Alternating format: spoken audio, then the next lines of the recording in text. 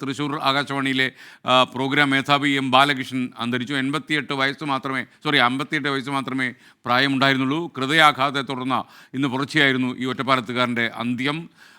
ഞാൻ പ്രേക്ഷകരോട് പറഞ്ഞതുപോലെ ഈ ആകാശവാണിയിലുള്ള യുവവാണി എന്ന യൂത്തിൻ്റെ പരിപാടിയിലൂടെ വന്ന ഒരു ചെറുപ്പക്കാരൻ ബാലകൃഷ്ണൻ്റെ മുറിയിലേക്ക് കടന്നു വരുന്നതൊക്കെ എൻ്റെ മനസ്സിലുണ്ട്. ആദ്യമായിട്ട് ആകാശവാണിയിൽ ഇദ്ദേഹം പരിപാടി അവതരിപ്പിച്ച യുവാണിയിലായിരുന്നു. അത് എനിക്ക് കിട്ടിയ അനേകം സ്ക്രിപ്റ്റുകളിലൊന്ന് നന്നായിരിക്കുന്നല്ലോ എന്ന് തോന്നിയപ്പോൾ ഞാൻ ഈ ഒറ്റപ്പാലത്തുകാരനെ ക്ഷണിച്ചു വരുത്തുകയായിരുന്നു. എന്തായാലും ബാലകൃഷ്ണൻ്റെ നിര്യാണം വല്ലാത്ത വേദനയായി.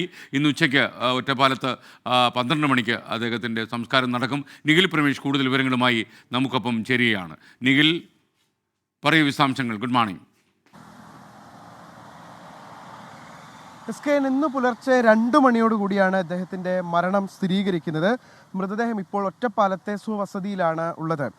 സംസ്കാരം ഇന്ന് ഉച്ചയ്ക്ക് 12 മണിക്ക് തിരുവല്ലോമല ഐവർ മഠത്തിൽ നടക്കും.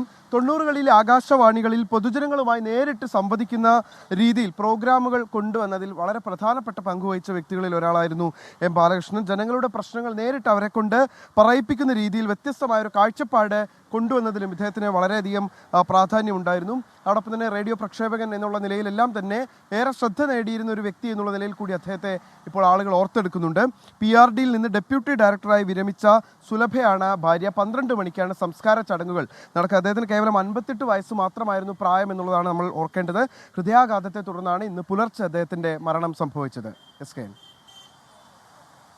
അറിയാവുന്ന ഒരുപാട് റേഡിയോ ശ്രോതാക്കൾക്ക് സങ്കടകരമായ ഒരു വാർത്ത തന്നെയാണ് വന്നിരിക്കുന്നത്.